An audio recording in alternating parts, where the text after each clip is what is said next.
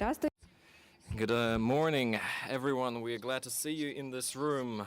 We are grateful to you that you managed to come to this building, notwithstanding some damp weather, to attend our third day of Art and Reality Forum. And the first session will be dedicated to the No Limits exhibition, which I hope throughout the last days all the visitors and attendees of this forum managed to familiarize themselves with, and those of us yet to come will have this opportunity later. And now we're opening our first session of the day, dedicated to the No Limits exhibition.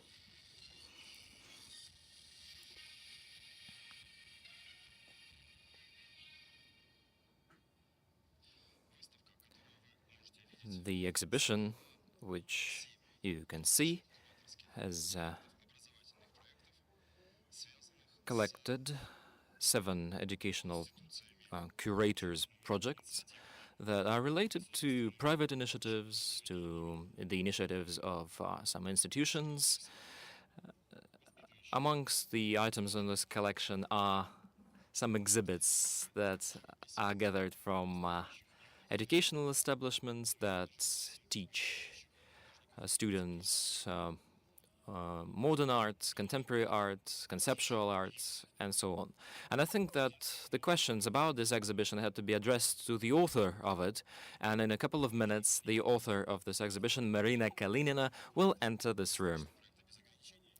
Marina Kalinina is the author and curator of the No Limits exhibition. She is not present in this room because she is leading and guiding our foreign guests around the exhibition in the ground floor. And those of you who didn't see the ground floor part of the exhibition can follow the arrows and the signs, and you can get assured that what we tell is true or otherwise, or is not true. And now I'd like to introduce you those people who managed to come tonight and who managed to see the exhibition. Nicholas Callan, the curator of the 20th Century Department of the Tate Modern Gallery in London. And Anne Dumas, the curator of the Royal Academy of Arts, London.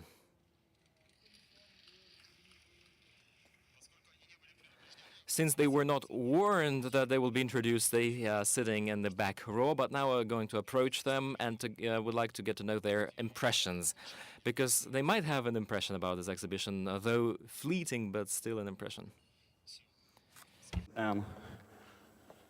What impression? What is your impression concerning the exhibition? I understand that it was a brief look on it, but after all. Okay. Do you want to speak first?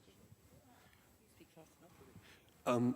Well, we've just seen it this morning, and I suppose there's 2 impressions. One is to do with the age of the artists, and the other is to do with a kind of national specificity. And so, of course, the first thing is they're very young artists, and that tends to mean they're at a particular point with the type of work they make.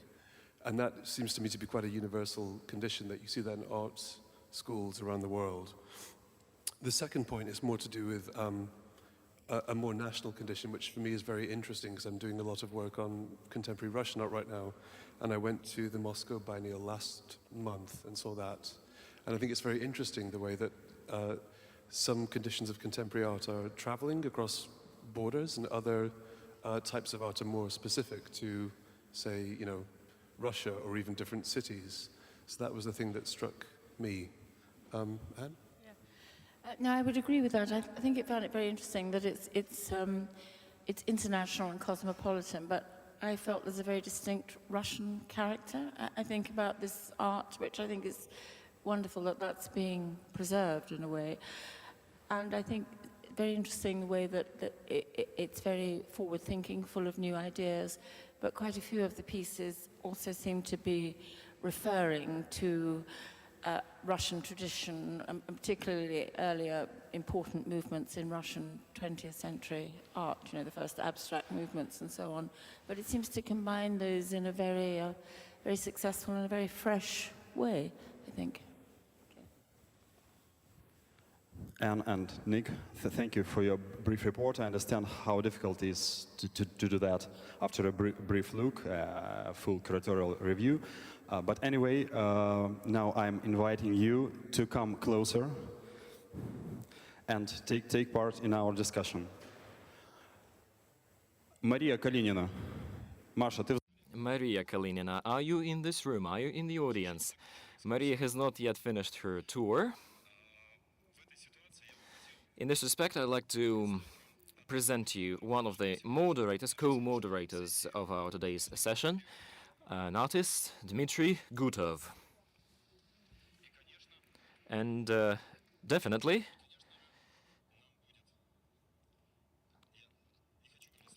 assisting us, or rather, we will be assisting to Anastasia Volkova, representing Art.ru Agency. And please, I'm introducing you Denis Bilkevich from Pyotr Konchalovsky Foundation. Dmitry, the floor is now given to you, and the mic is going to you as well. Good morning, dear friends. If you allow me, I would like to speak in a melodic incantation. With our friends, we have a tradition when we argue about art, we forbid everyone to speak in prose. Everyone have to chant as good as they can.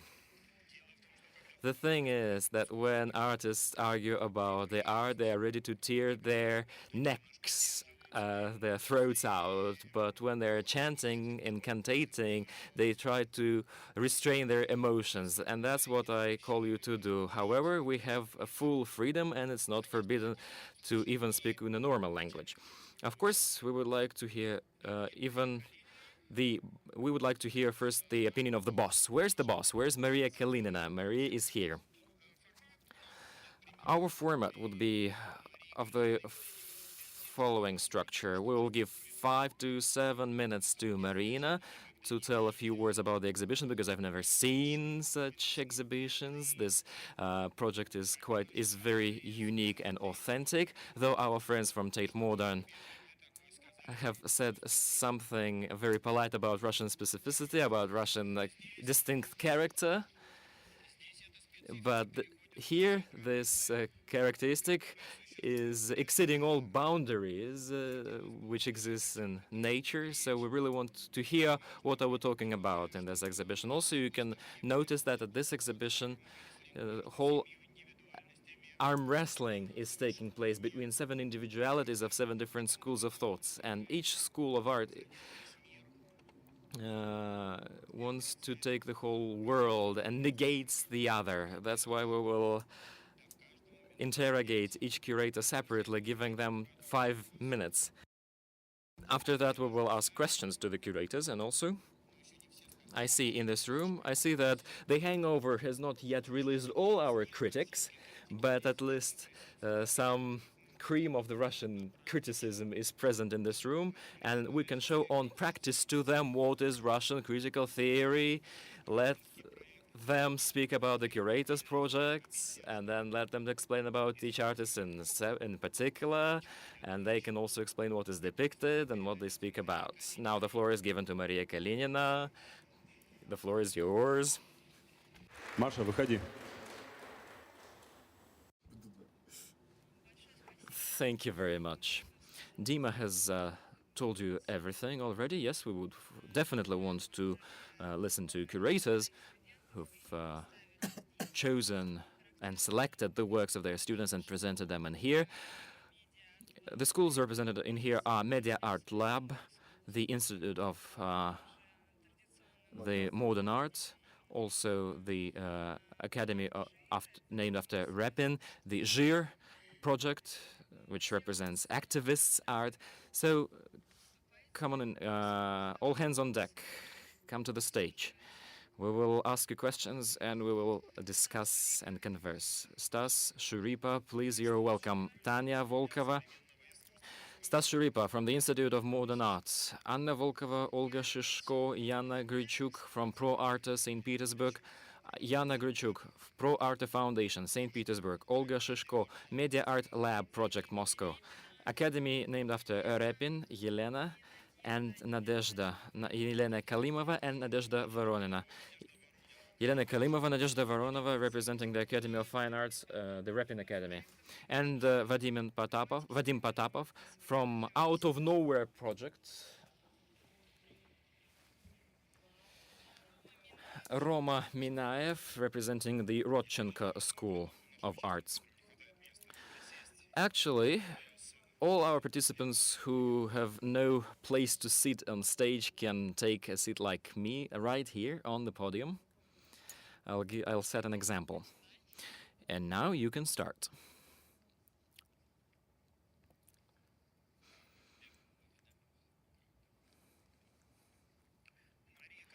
Maria Kalinina, instead of 7 minutes, have used only 3.5 minutes, but we still have got some questions. Can we ask you to come up on stage? The first question is, why have you selected only 7 schools? Do you think that in Russia we have only 7 schools, or what?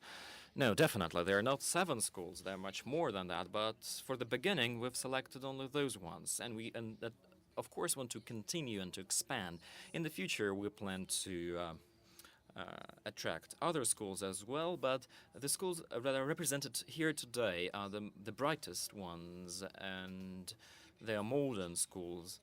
And now, frankly speaking, whom do you love and whom do you hate? I love everyone, and I hate everyone as well. Stas Shuripa, your impression, please? Morning. I won't sing if you allow me, because I don't have an ear to music, not as good as Dima's. And we've brought this exhibition to St. Petersburg, and this exhibition, this project, is a truncated version of a project that was exhibited in the framework of the 4th Moscow Biennale. This Biennale was called Practical Knowledge.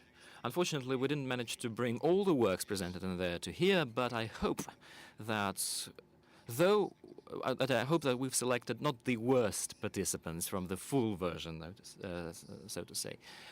But every time when you have to make a selection, when you have to make a choice, you do understand that your selection mechanisms might not be perfect. Of course, we want to improve on that, but what does this exhibition tell us about? I'll be brief. Based on my personal experience, an experience of an artist, in my younger days I was an artist and also a teacher and of arts. And the main question which concerns all artists can be formulated in this way. What do I do? What is the meaning of my actions? In a very broad sense.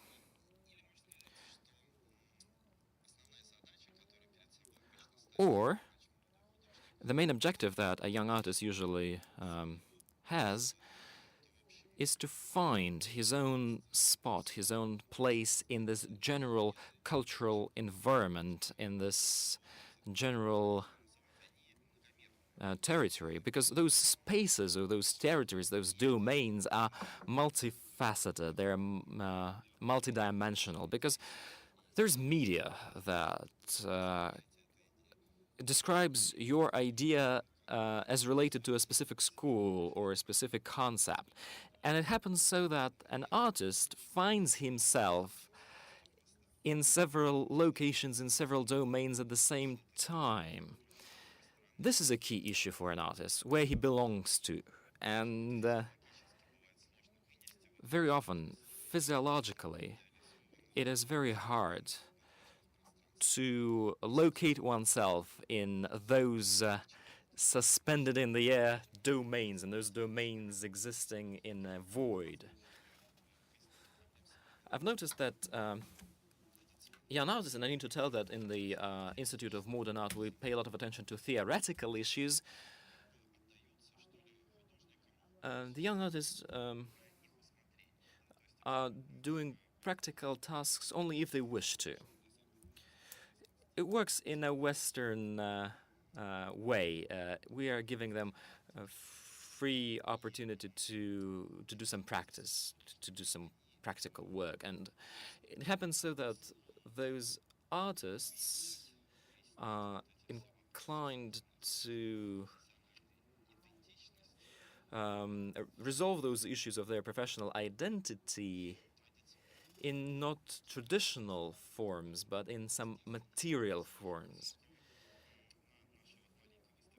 tangible forms. And it so happened that in our ground floor exhibition part, we see some objects of art, even sculpture, that is very different from a traditional sculpture because we don't see any unity of form or any unity of image. It works as a result, or it looks like it is a result of some conceptual and ideological search of an artist. And what we can call practical knowledge in here is related to the way the artist understands himself or herself, what I call professional identity, basically. And I think that if we review our exhibition under from this standpoint, we will see that, or we will be able to understand what unites these participants of Moscow art life and what unites them with their colleagues all over the world, with their peers all over the world. We will see those basic starting points. That's all I wanted to tell you in the beginning, and now I'm passing the mic somewhere else. Let's pass it to Tatiana Volkova. Well, strictly speaking, we're not a purely educational project. We are the ZIR activist project. Although I can say that within the context of education, we probably represent some direction which is trying to shed light on a new phenomenon on the artistic scene that was formed in the middle 2010s, but it has this art has a very old popular tradition. We also organize lecture programs, and we bring representatives of international movements to Moscow to have master classes with young artists. And recently at the Moscow Biennale, we held a big international festival whose fragments are represented behind that wall at the exhibition that Masha organized. And I would like to say within this context that yesterday there was a very interesting discussion with art bloggers about the web and the new possibilities that it provides to modern art criticism. It was very important to say that naturally the new media technologies do not only provide new possibilities for criticism, but also for the artistic process and artistic projects. The artists, our artists, are media activists, and they actively use all the new mass media, and they build their projects around the media effect that is one of the most important components of each project. If we're talking about an activist art, this is an art that is intended to achieve social change, and it is not directed into the artistic society, but it is rather directed outwards, and the public opinion about those projects is very important. And Olga Shishko and Olga Shishko will represent the activity of Media Art Lab. She will tell you about the blog. We have a common blog, the tactical blog, and the term tactical means mobility and a desire to solve the burning issues.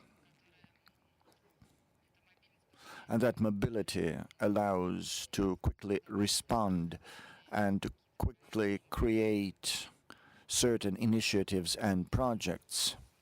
And in that sense, the tactical media finds it very important that it's not just a media that provides coverage, but it's the media that where the authors participate, where the authors are involved. It's the media created by the authors of the project. So this ideology of involvement and common action is very important for this new trend that we're talking about in this country. It is very important for media activists, and in that sense, it is in opposition to the passive and outward observation. It's a position of active involvement in modern life.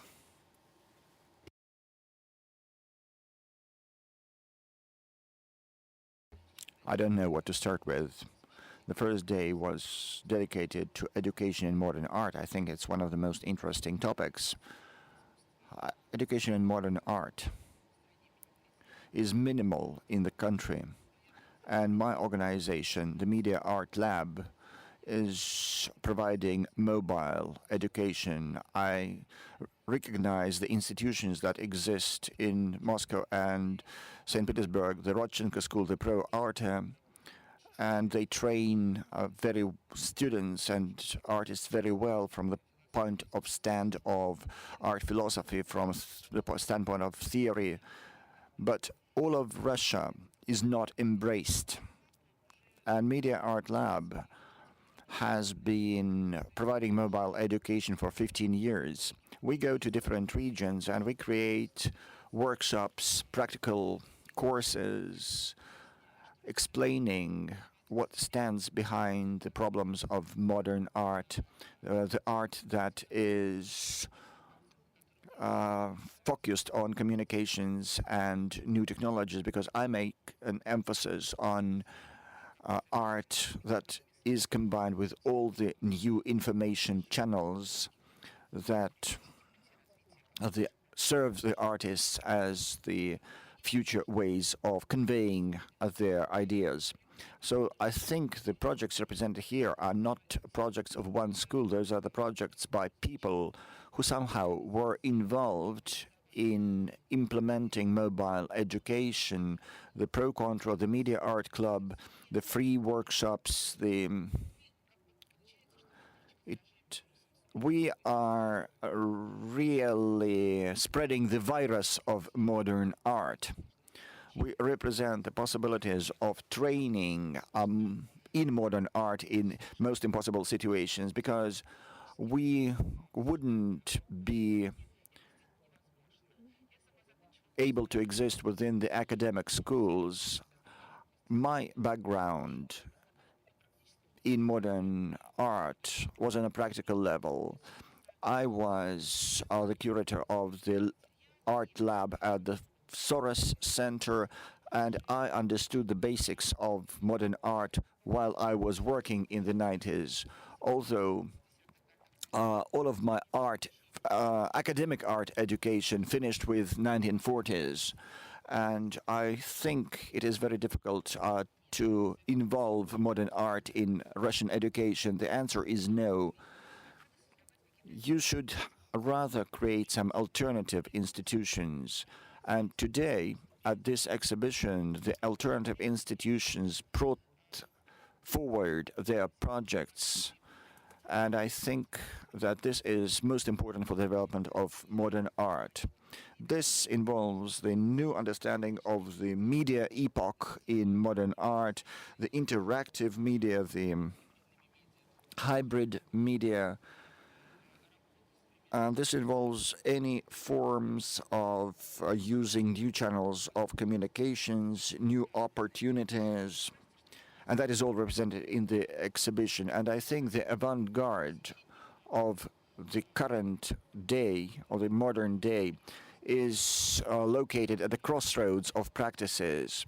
And I can tell you that new courses have started in October that are called the Art of Communication Technologies in Modern Art. So it's on the crossroads of science and art, art and technology. And what happens is that that provides the most interesting projects, just like in 1960s, the most absurd, the most crazy projects that created synthesis in art, and that is the Kitchen and that the group for technological art, and they found their innovation at the crossroads. And I think that this interdisciplinary area is most interesting, and it doesn't fit into academic education. And this selection of artists that were represented at the exhibitions are the kind of artists who are very close to me. They are very promising. They will have a great future. But those are artists who got their education through free workshops, through different projects, who were trained by the Institute of Modern Art Problems. That's a little bit about the mobile education. Olga Shishko, head of Media Art Lab Moscow. The last participants of the Curators project has just joined us. Roman is from Rodchensk School, Moscow. Good morning. Usually, the conferences that combine several parallel worlds, like the representatives of modern art and traditional art, make me start my presentation with explanations, or rather apologies, for usurping the word contemporary or modern. Everyone wants to be modern, and it's quite legitimate that the people who represent the artistic traditions of the past, when they signed their work in 2011, also pretend to be modern. So this issue is very painful, and I believe that in the Russian language it's difficult to translate. The Anastasia, who represents art.ru, told me yesterday that we deal with contemporary art, modern art, not contemporary art. And actually, those are two different terms in the Russian language. But in the brochure that you have, you will find some text, some introductory text, which contains a clear division between the two. It's written that representatives of traditional schools represent painting and sculpture, and you have also there the newest art, the photos, the media, and so on. And one cannot pretend that the videos, photos, and media are traditional arts. So we can call ourselves the newest artists rather than modern artists. Still, this issue concerns me very much. What is modernity? And typically, I would say that Russia needs modern artistic education where people could get knowledge about the newest, quote-unquote, newest painting, sculpture, post-conceptual art, and so on. That is about the newest branches of modern art. But today, I think it's more important to talk about the effect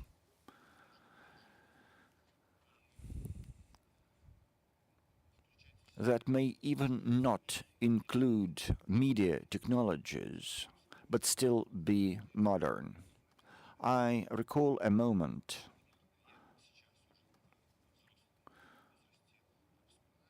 and I'm recalling it in my middle age, and I think it's my personal illusion. I recall how I decided to become a painter. That was in secondary school, and I drew and painted during the classes, and my headmaster, a well-known historian, Leonid Zhmut, asked me to stay after classes, took my copybook, saw a caricature where he was depicted as a Neolithic man with a spear, and he made me eat it. That was right on the target. And I don't think it makes sense to talk of modern art versus traditional art. This was something that worked. And today,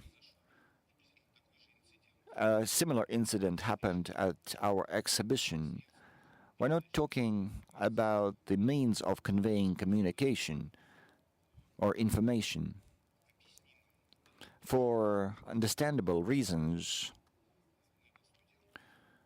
a piece by my student was removed from the exhibition, and that is the modernity that is worth talking about. I would suggest we continue the discussion about that. The floor is passed to Yana Kleshchuk, Pro Arte. Good morning. I represent the Russian charity fund Pro Arte.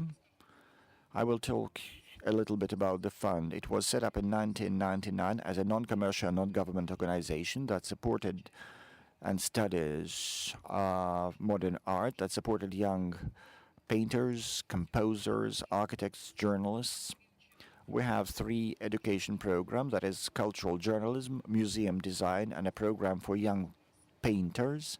And we have a lot of projects in the sphere of modern art. It's not only visual art, it's only about architecture, music, and other projects. Our program for young painters was set up in 2000 with Ford's Foundation support, and about 100 young artists from all over of Russia participated, mostly from St. Petersburg. We have a pretty traditional educational process, lectures, master classes, and group criticism of individual projects. Our main objective in St. Petersburg is, given the weird infrastructure of modern art, to support young artists' projects to develop their creative potential and critical thinking. And probably the most important thing is to create a field for professional communication. And I know for sure that is missing very much in St. Petersburg. In this exhibition, we presented not a Curators project. It's a kind of an emergency mobilization project, which followed the strategy of Maria Kalinina to create an exhibition with no limits, to present several schools that represent modern artists. That is about everything. Now I will pass the floor to Yelena Kalimova and Nadezhda Voronina, Repin Academy.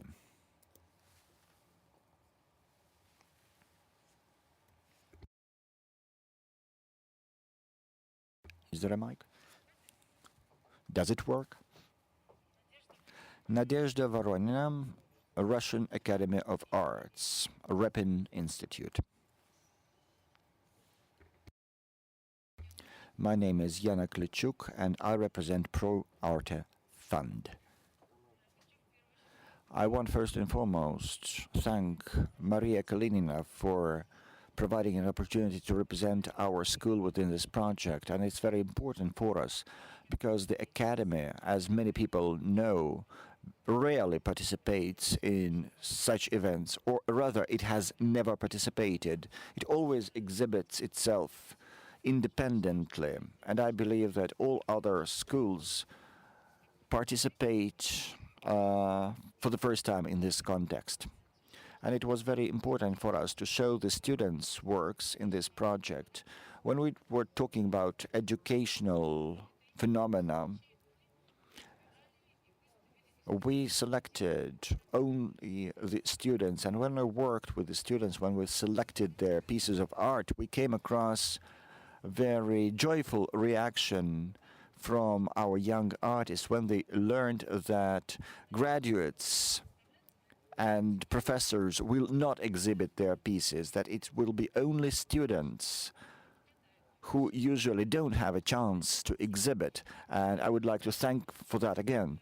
And based on this exhibition, which is really unique, because all the participants are so different, because the academic work is so different from all art represented here, I have a specific position that I will try to voice. It seems to me that there is no competition, there is no comparison, and cannot be any comparison. Those are two different things that exist independently and that can be complementary in the modern world, and it's very difficult. It's impossible to compare, and each of us can see that with their own eyes at that exhibition. I also want to say that, as we know, the assessment of art, the criticism of art, is very subjective, and since there's nothing right and nothing wrong in art, that provides the diversity of art represented at the exhibition. And I think there is an oversaturation with art or pieces pretending to be art in the world, and quite often there's a question whether that is art or this piece is art or not. And we can listen to what people say in exhibitions when they talk to each other, and they say, is that art? And no one is speaking about the relevance of the work. The pieces that we represent the tradition of the Academy. We've always been very traditional, very classical. We're not striving towards achieving fast progress.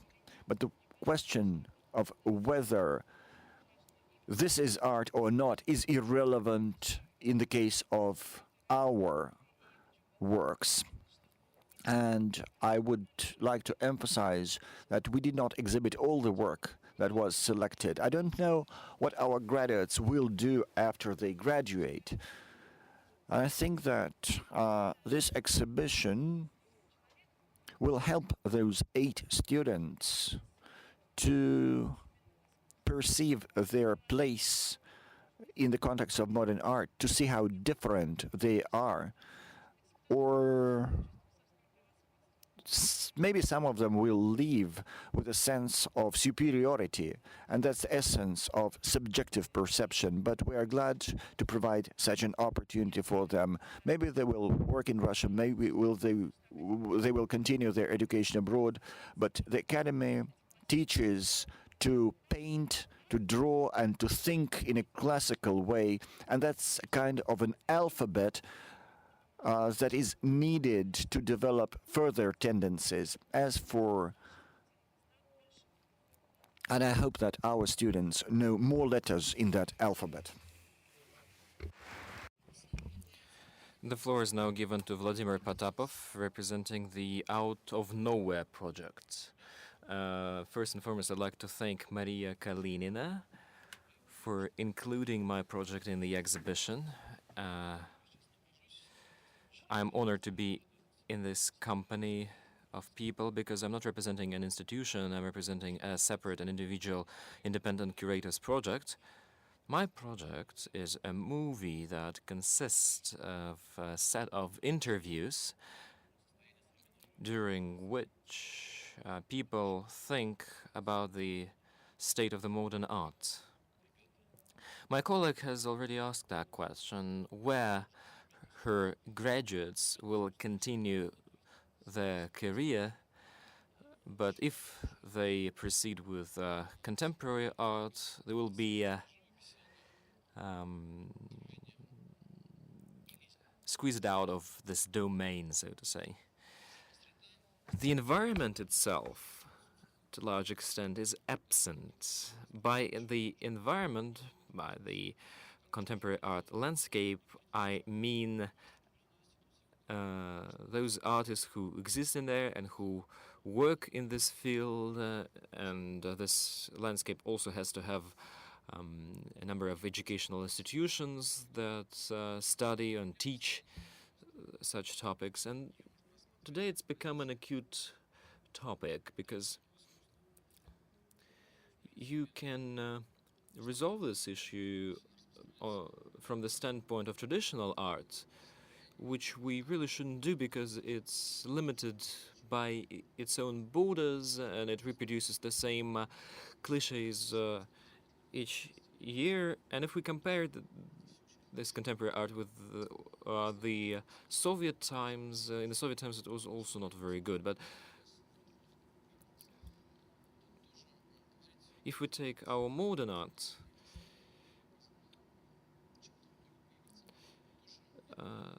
we see no prerequisites for the modern art domain or landscape to appear in the country, because the background that we used to have in the Soviet times and that started to represent the Russian art abroad was not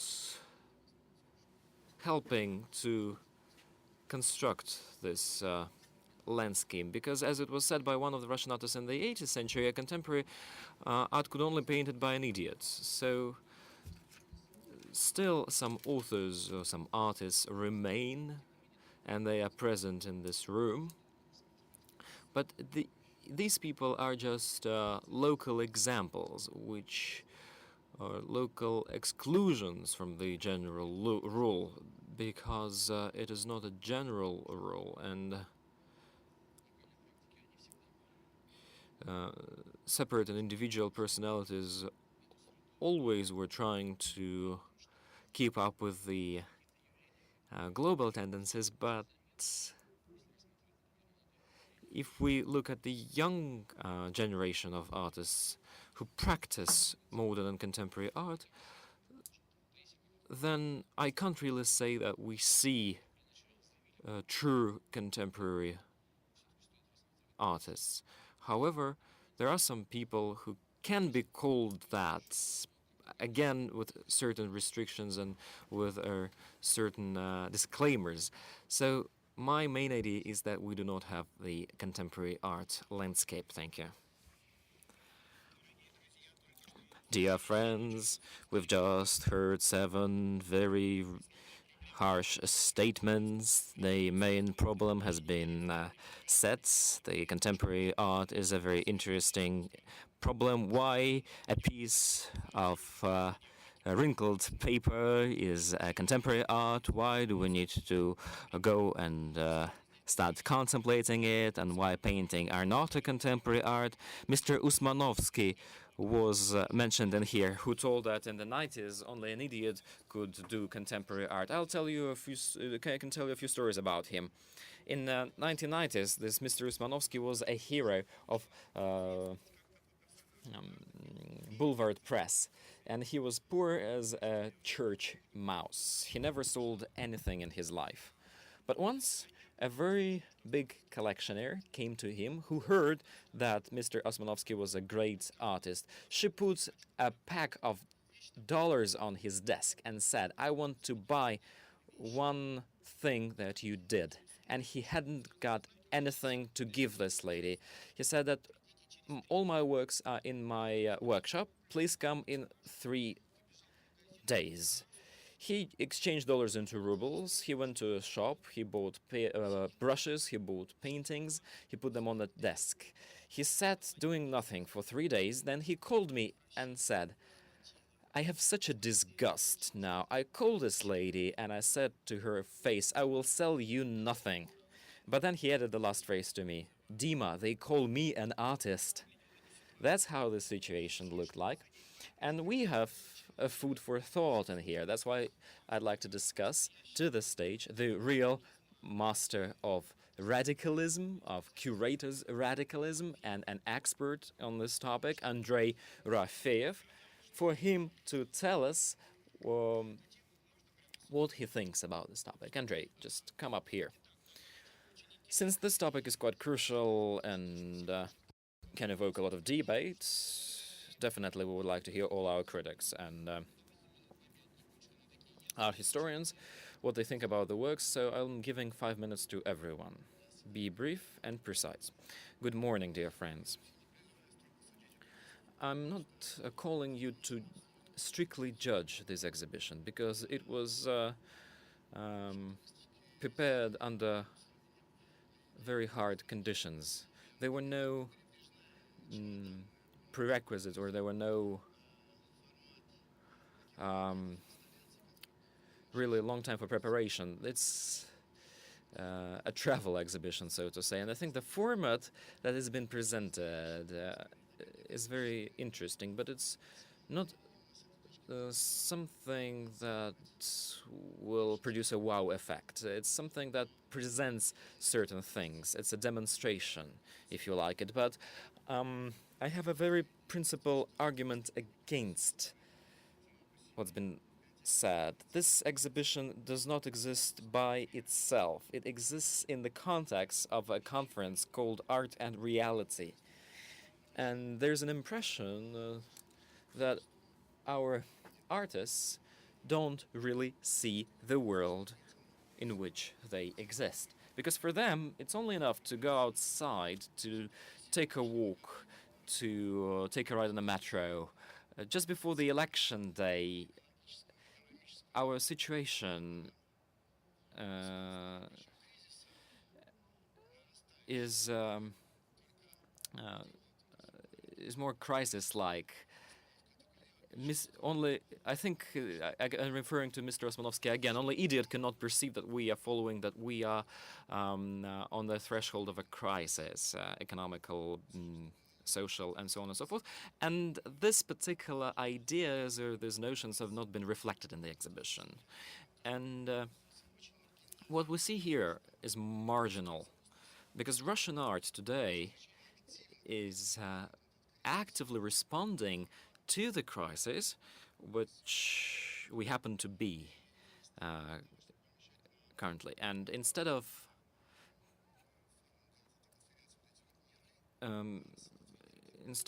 making those different planets or worlds a background of this conference, like Mars or Venice, I would prefer to have something that was drawn on the bridge here in St. Petersburg, a big dick, basically. And this is an image that was created in St. Petersburg and drawn on a bridge, on an open bridge. And this is a symbol that welcomed Russian authorities. This is the most powerful image of the Russian arts of this year, at least. If we want to give a prize for the most chef-d'oeuvre work, it was made in here in 2011 in St. Petersburg, and I need to congratulate St. Petersburg artists with this occurrence. It's a very curious thing, because recently those artists who drew this member were released from jail and on probation, and the chaos started to subside. Our authorities understood that there's a difference between a modern artist and a hooligan or a political activist, and this difference is quite principal. Because if political activists are being persecuted today in Russia, like Maxim Krylov, the artists are treated in a milder way. The first that lacks on this exhibition, that is principal, I think, for understanding the Russian arts and what is principal for our Russian artists, is the kind of a social performance. Not just an attempt to reflect and convey the reality, but an attempt to transform it, to ignite the society, as they call it today, and to demonstrate certain will towards transformation. And I'm not just speaking about political transformation, I'm meaning the transformation that is required to bring our society back to reality in order to overcome those pseudo-discourses, those pseudo-languages that are no longer reflecting the illnesses, the ails that our society is full of, and that were demonstrated recently. And the social activism is a very actively developing trend, which you can compare to a very old Russian tradition when an artist challenges the Tsar. It's a tradition of a tyranny combating performance when a small man, this humble person, goes into a fight, into a bout with an all-powerful ruler. Of course, this small person dies very soon in this fight, but he demonstrates during this fight some freedom of his will. He shows that he is not a slave. And this tradition exists starting from Pushkin. And it's only very legitimate that this art group War that had drawn a human member on the bridge has appeared in St. Petersburg. This tyranny combating social performance is clearly seen. We have wonderful artists, we have wonderful painters, though the painting techniques are no longer of are no longer popular here.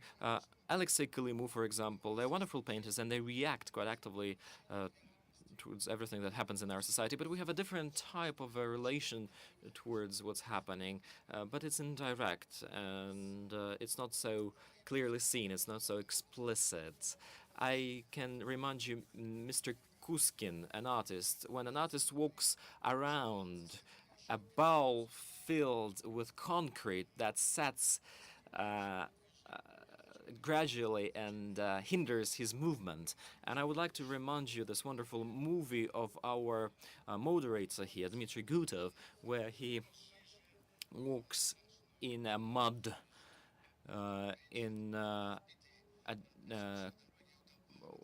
awful weather. He walks along a country road. He falls down, he loses his glasses, then he stands up again and continues walking. This is a symbolical representation of something that is happening in our society. These are different hints. And those hints, those references are in abundance in our Russian art. Our Russian art really tries to cry that something not very good is happening with us, that something awful is happening in the world. And today our art, I think, is full with those emotions. Either they're emotions of protesting, this sense of impossibility to accept, and also we can feel those emotions of depression, illnesses, fears. What we lack today, and we seriously lack it, our society lacks it and our art lacks it, is this conscious, cool understanding of the reality. The understanding of that people do try to represent the reality in their projects and in the environment in which those projects dwell or live. And the fact that we've got institutions that are able to bring up this ability to adequately express one's wishes by means of a language that is adequate to the purpose. This is a principle, this is a key thing. I think it's a breakthrough, and I actively welcome the development of those schools.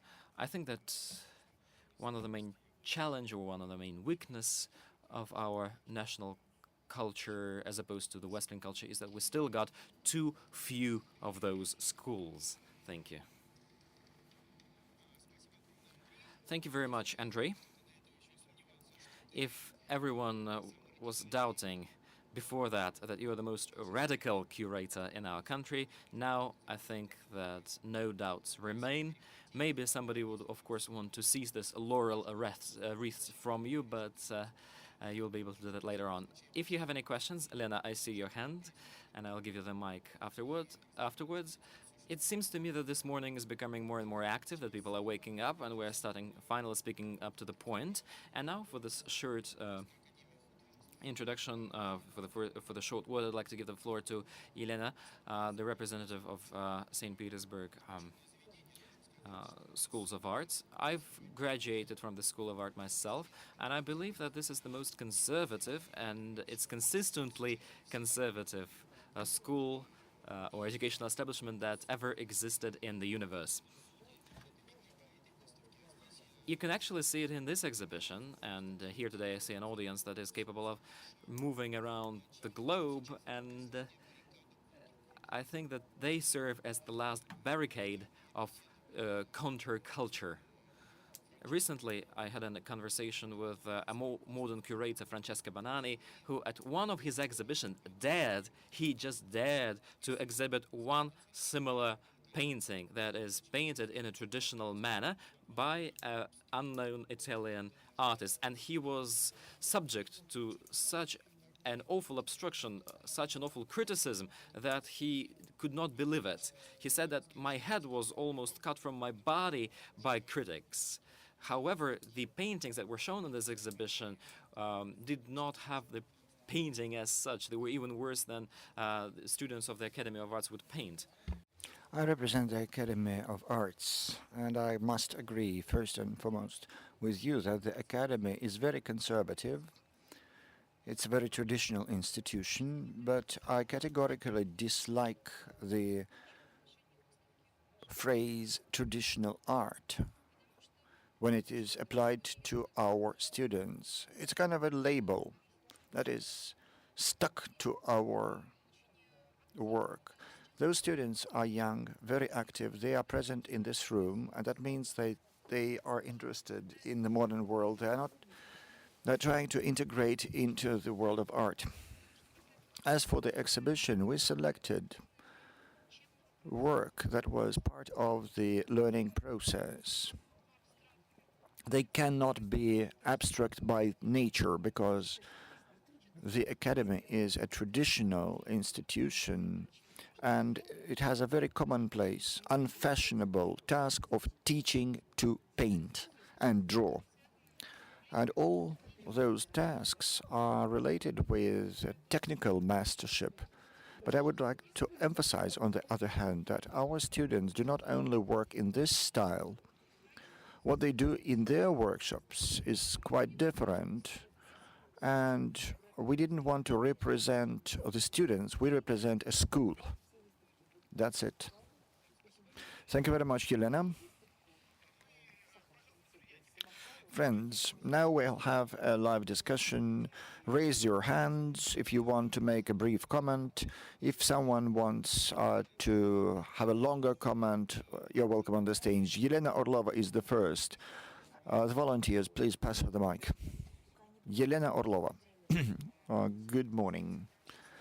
You know, I feel very strange at this discussion because on the one hand I was about 20 and I visited Osmolovsky's events. I lay in the Red Square and that was very funny. And now I'm listening to all that and I think, my God, the same story, the same social art. Again, Andrei Yerefeev speaking of us having only one line, and that is activism.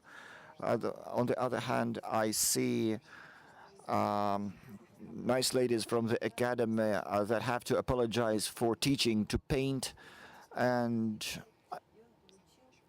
I, as the art historian who graduated from very conservative Moscow University, think it reminds me of a dilemma that started in the Russian art back in the 19th century, when some graduates of the Academy of Art rebelled and became the peredvizhniks, the itinerants, and the history repeats itself. So Andrei Yerofeev took the position of Stasov.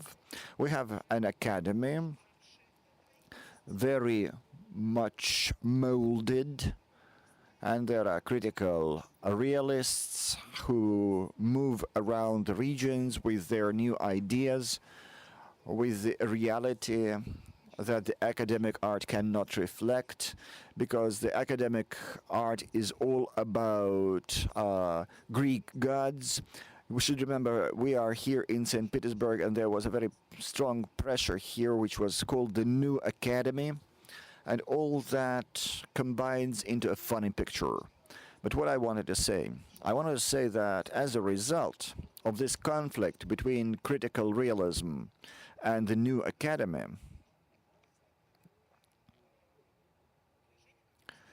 a Russian avant-garde was born, and that belonged to neither of the two, because critical realists were too literate, too literal, and the academists were too high-flown and obsolete. And I believe that very soon we'll have a new artistic language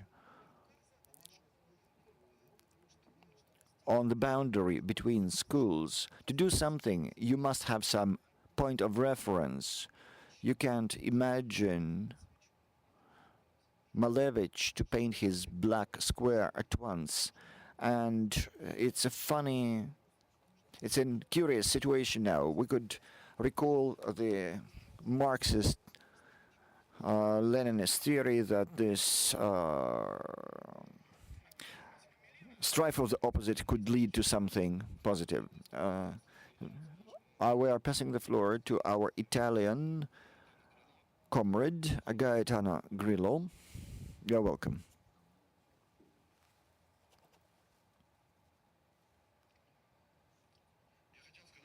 I wanted to say the following.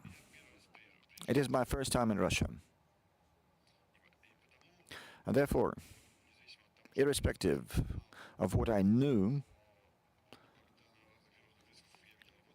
about Russia, after having seen Russian art at different international exhibitions, I start to understand your reality. And I think that you still feel the problem of tyranny very strongly, the problem of tradition, the problem of conservative, of academism, and quite naturally, it's necessary to react to that. React to that dominating reality. The Italian art is something that is far away from me. We rather identify with the idea of harmony and irony. We don't have such contrasts in Italy, but I believe that you need to have something to start with to understand your country. And on the one hand, I see that you have a tendency of solving problems on the local level. Unless someone interferes, you will keep fighting each other, and there will be contrast of mentalities, and that's natural when you have different generations. There is a kind of closed mentality problem here, so you must open up. And another problem that I see is a certain concern about the relationships between art and policy. I believe that art must have its own policy, which does not necessarily serve the politics, so to say. So the public function of art is not only implemented, if art is talking about social problems, it is implemented if art talks a language that is natural for a time. And I feel that contract, I feel that energy, maybe some aggressiveness. I feel that in the street here in St. Petersburg, to find a pedestrian crossing, you have to walk 2 kilometers on foot, and the streets are very wide, and if someone jaywalks, he might be even run over. And the drivers are very aggressive. Everyone is very aggressive, and that produces an impression. Well, you know, Italy is a country of renaissance. We have the symmetry, we have the harmony. I only can wish that this country opens up, that you try to resolve your contradictions internally. You must open up your mentality. And I would like to add that quite often Russian students come to my academy, who come to Milano to study, and probably our academy is the most progressive and forward, but they come to us to study the art of Renaissance. They want to learn to paint like Michelangelo, and it's very difficult for me to open their minds. And then I tell them, go to Florence, and there you will see Michelangelo, there you will feel him, and that problem remains, the ingrained traditions. There's a necessity to part with that ingrained or preconceived ideas, and probably it reflects the policy. Well, there's too much philosophy, there's too much theory. A great presentation. Let us continue with this discussion. I saw some raised hands in the room. Our assistant, Olesya Turkina, Russian Museum lead expert. Olesya, may I make a proposal, or rather a request to you? I'm already married. No, I will be very grateful if you don't use the word discourse ever in your speech. Yes, Dima, we talked about that. There were two directions in the intellectual life in Moscow and St. Petersburg. In St. Petersburg, in Moscow, the word discourse was prohibited, and in St. Petersburg, it was the most cherished word. You remember the Cabinet magazine in the 90s? We drank from the source of the European ideas. We will not talk about discourse. We'll be talking about art. I think it's a great initiative. Thanks, Maria. Thanks to the forum, because you can see that except the Academy of Arts, all those schools sprang up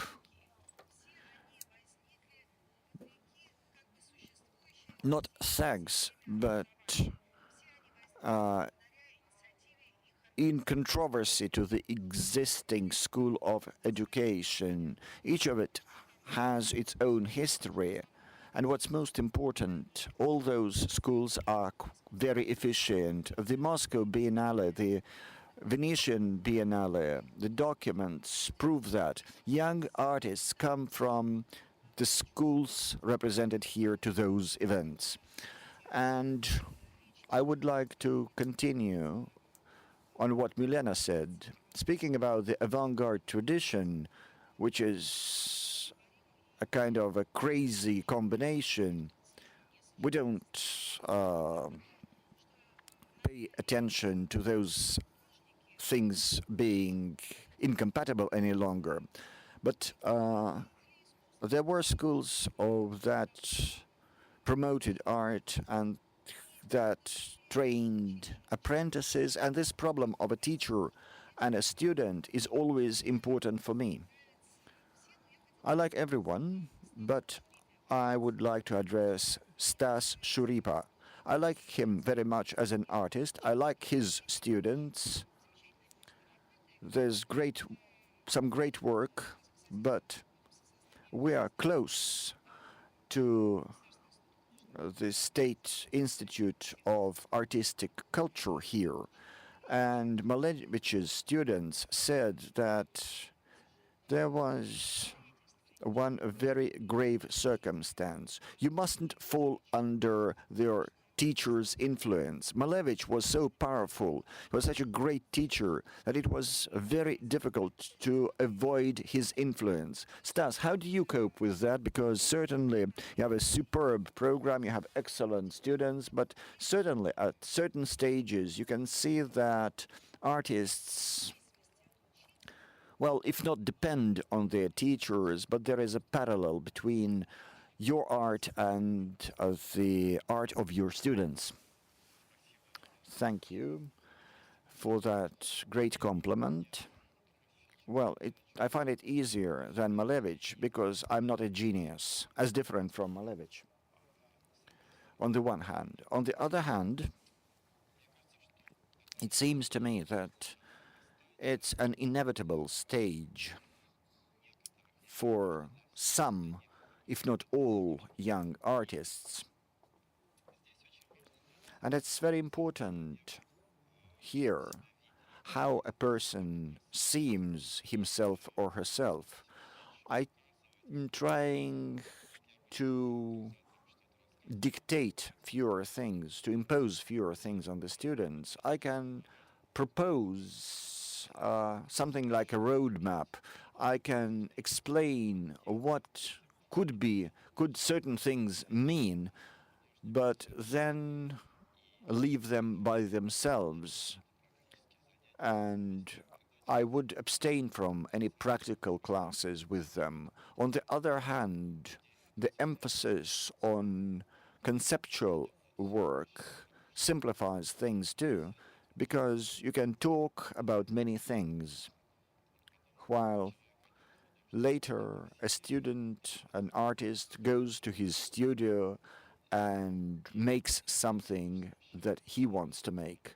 And when I see something that is similar to my work, that confuses me, but I don't think that is an often case. Probably it's only at the initial study, because me and most of my colleagues try to make our students see reality with their own eyes. And I certainly agree with Andrei Yerefeev, who says that the artists do not see the world. And it's probably because the world is so ugly, you cannot see it, the world around us. And that's why the artists look into themselves, and there's a way of seeing the world through your own soul. And probably I'm not very good at that, but my strategy is to make a person find his own point of view at everything, and that will be his way of contemplating the world. Thank you very much, Stas. I see that the most weighty Russian critic, Andrei Kovalov, joined us, who can practice his critical judgment, talking about the samples presented. Andrei, would you come to the forefront so that everyone sees you? Unfortunately, I've just come here. Well, the fresher your judgment will be. About what? Well, you've missed a couple of discussions. We were talking, well, very briefly. Yes. Yes, we will give you the floor. Don't worry. We will give you the floor. Andrei. Excuse us. It turned out that I am the moderator today. We will give you the floor. Very well. Okay, Andre, give her the mic. Give her the mic, after all. Oh, excuse me, Andre. I thought he is a powerful. He's a friend of our. Yeah. Well, would you introduce yourselves? Lydia Gladisheva, and I'm an arts teacher. Been working with students for 47 years. My passion is just over 3,000 rubles. A Britisher said that 2,000 euros was the bare survival level. I have been working for 47 years in culture and in art, and I get 3,700 rubles a month. That's what's happening in the culture now. I looked at the exhibition down there yesterday. There are about 8 pieces there, or down there on the ground floor. I liked the paintings very much. And it so happened that those paintings are very relevant for Moscow, St. Petersburg, and Yekaterinburg. If you know,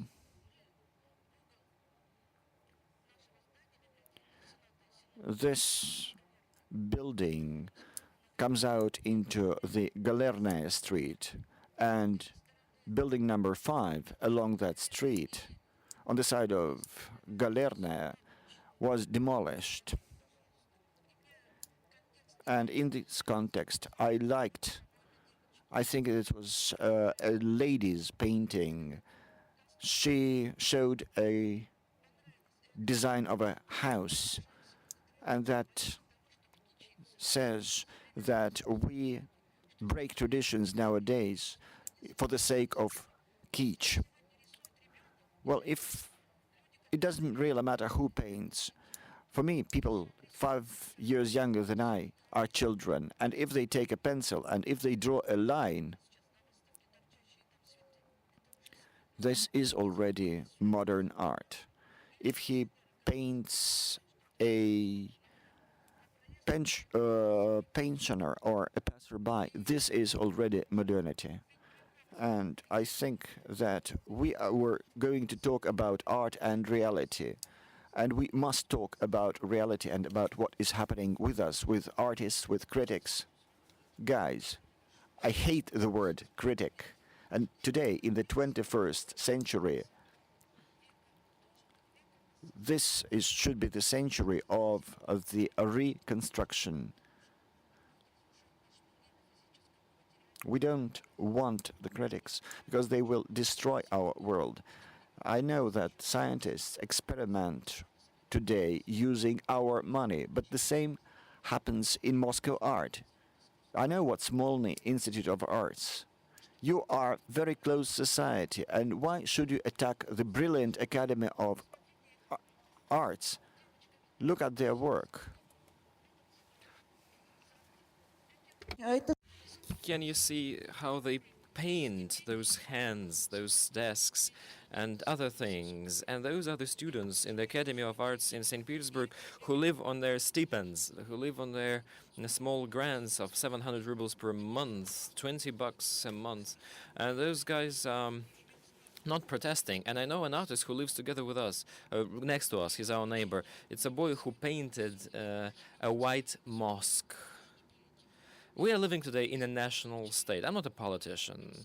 Yesterday I was in a rock concert that was dedicated against which was dedicated to drug trafficking. Sorry, against drug trafficking, not to drug trafficking, of course. I'm very sorry, but we're here not to promote drugs. Either you come back to art, I'm speaking about art, or we have to give the floor to another person. Denis, we still have got questions from the audience. Can we give the mic to them? Thank you very much for your reaction. At least it was very frank, and everybody saw that. Nina Getashvili, the head of scientific and educational programs of Pyotr Konchalovsky Foundation, Doctor of Arts. Продолжил самые глубинные фундаментальные проблемы, которые здесь подняты на форуме. Thank you very much for your presentation. I will be I will tell you the following. When Alessia Turkina told us that in the beginning of the century this master had students, and right in the beginning I thought that we were speaking about the beginning of the 21st century, but the second phrase led me into context, which happened 100 years ago. Today we use this term radical art. But can you please tell us, Dada art, which happened 100 years ago, those traditions are still alive, and the traditions of avant-garde do exist. Avant-garde has its own traditions. You shouldn't be sorry for this oxymoron, avant-garde traditions. Of course, we have messed the terms up, but every time we need to clear them, to clean those terms, and to explain what we mean, because certain rooting takes place. Traditions of the new arts do exist. Being an advocate, I'd like to speak on behalf of the traditional art. Can you please explain us why Francis Bacon is not the contemporary art? Why Hockney is not a contemporary art? Why this apparatus, this brain, the hand, the eye, have to be forgotten, have to be withdrawn from our life? Why we shall forget the traditions of previous artists? Why nobody remembers about trans avant-garde, which to some extent restored the art, the painting in its rights? Could Kilo Verten be called a person who has nothing to do with art? It's good that in the 70s the process of justifying avant-garde started. And even today we see festivals of pastel works, of watercolor works in Italy, and people have to queue up to get inside. I really like radical art. I really like actual modern contemporary art. I just love art in general, but I want to see quality work. I want to see that there's some labor, some effort, some soul behind it. Can you please explain us why those girls have to justify themselves? Why they have to be sorry? Why can't we accept the polyphony of sounds in our world? When we were talking about political correctness, and when we said that the West was cast into this political correctness and was sticking to it and stuck in there in this political correctness, why did we were speaking in negative sense? Today we are clearly seeing this absurd. When every term is repeated so many times that it's becoming absurd, it means that we're not able to put the issues in front of us and to address them separately. Well, we are living in the times when a man cannot help a lady to lift up a suitcase because he's afraid that he will be brought to court for this. This is absurd. Well, allow us people to be different. Allow people to be different. And that's why I welcome all the initiatives of our younger colleagues and all the initiatives of the participants of this exhibition. Let's discuss what really exists in exhibitions. It was a wonderful project with this video interview because it gives us some food for thoughts. It is very mature. I'm grateful to you for this, and I'm really sorry for a certain pilot initiative. But this initiative, I'm sure, will give us a possibility to obtain a real experience, and this experience could be developed further on with your assistance. We still have got a number of questions from the audience. I would like to make a small comment about this combat between traditional schools and avant-garde schools or modern schools of art. No, I don't believe that there is a fight, that there is an opposition. When we speak about modern art, I say that this radicalism is deeply rooted, and we have traditions of this radicalism. I need to tell you that 8 out of 10 artists that study at our programs are graduates of Muhin's Academy. Without academic education, it's not possible to become an artist. The majority of our students, the majority of our attendees are former graduates of schools of art.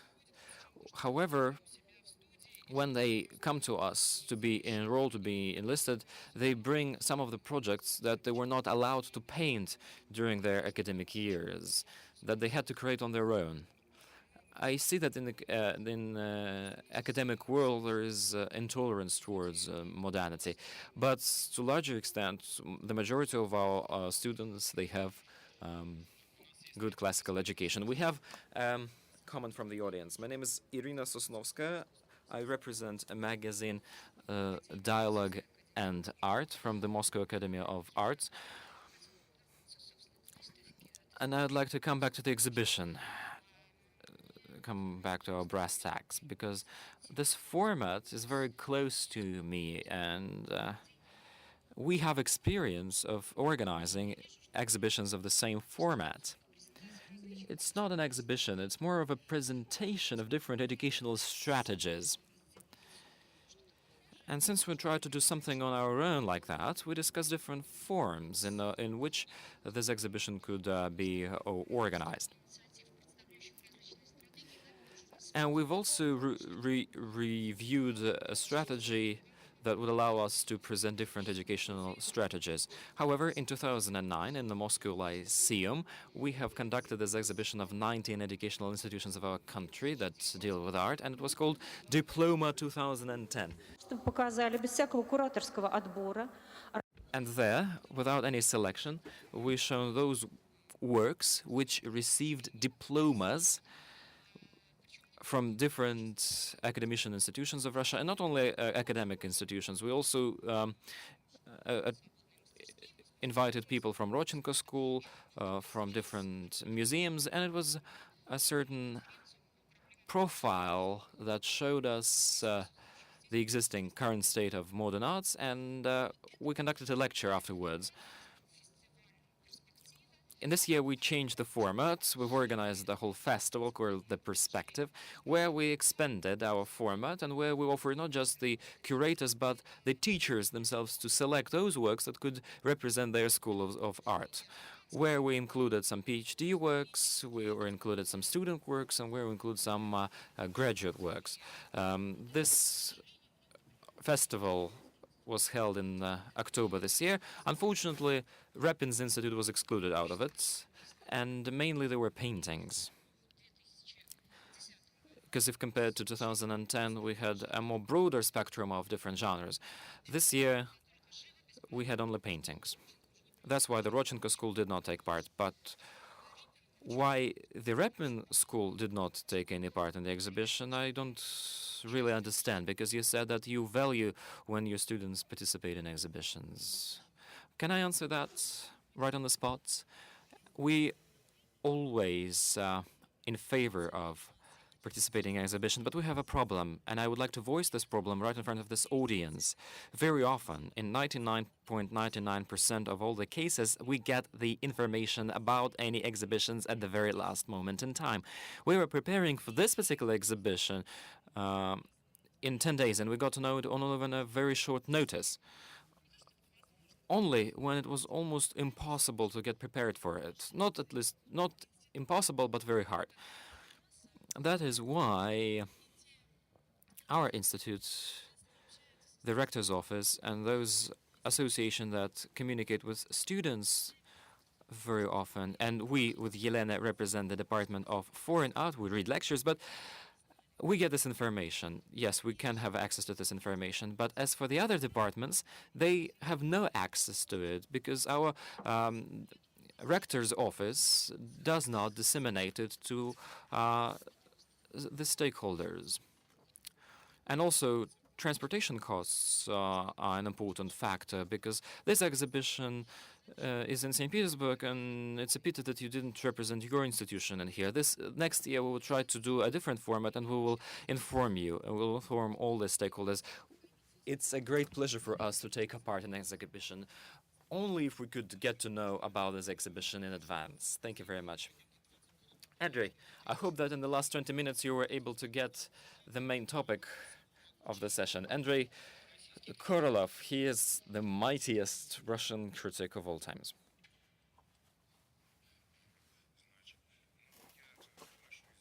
I have to apologize that I'm not taking an active part in this discussion because I haven't seen the exhibition. It's just I've just arrived and I haven't managed to see it with my own eyes. But the most generic issues that were touched upon by the previous speakers are close to me, and I can respond to that. First and foremost, what you say is wrong. Lena Tatlin, I'm addressing to you, Malevich, to paint his black square, he had to scrutinize Tatlin for that.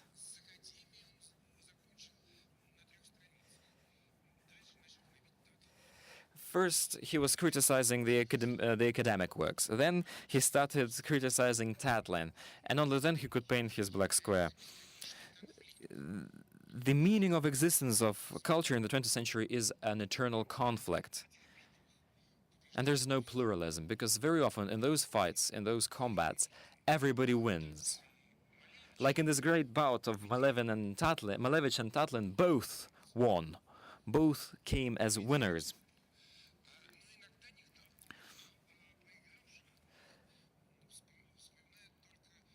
The losers are remembered only by very knowledgeable experts after such fights. And by the losers, I mean those who remain at the background of the history. Art history, the history of art, is a totalitarian thing and anti-political thing. As Mr. Rybakov said, the future does not accept everyone, because the future is not flexible. And you can't do anything with that.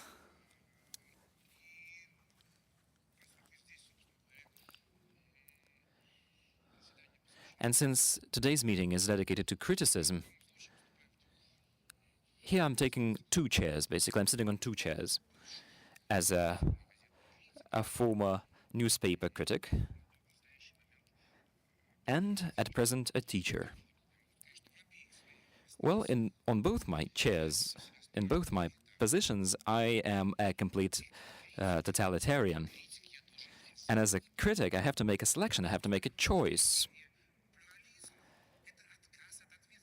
When you say that you follow pluralism, it's taking off all the responsibility from you, basically.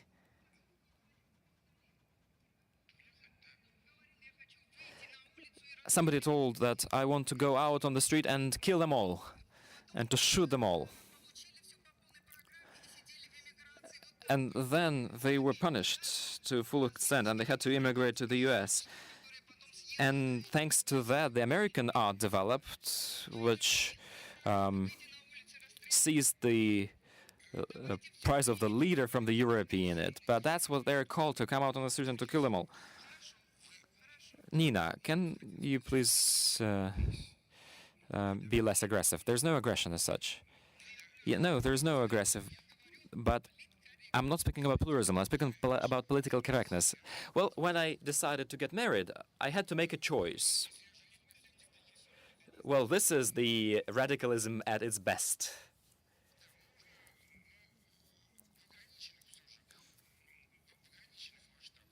Unfortunately, this choice is limited when you're getting married, and pluralism calls me to get married to all the girls at the same time, and I can't do that, you know. And the girls would have to marry all the boys at the same time, right?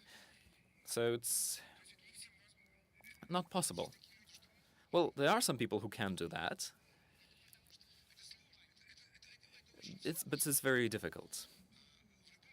In any case, well, look here. I am an art critic. I open the list of exhibitions, and I have to make a choice. It's a responsible choice. Whom am I responsible to? I'm responsible in front of my publishing house, in front of my reader, and out of 50 exhibitions, I have to select only one.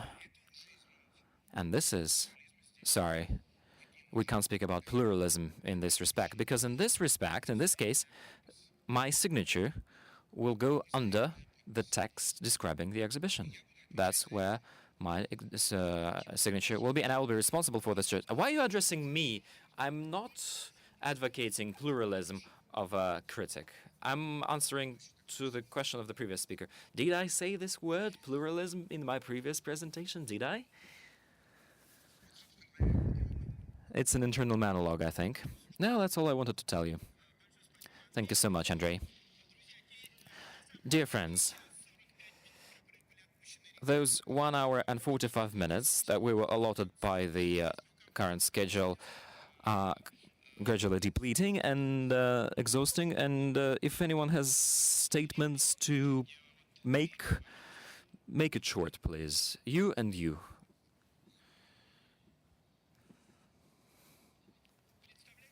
Present yourself. Morning, my name is Sofia Gavrilova. I'm a student in Rodchenko School, and I'm the participant of this exhibition, and I think your mic is off. While I'm still having one mic, I can give it to Alexander Panov.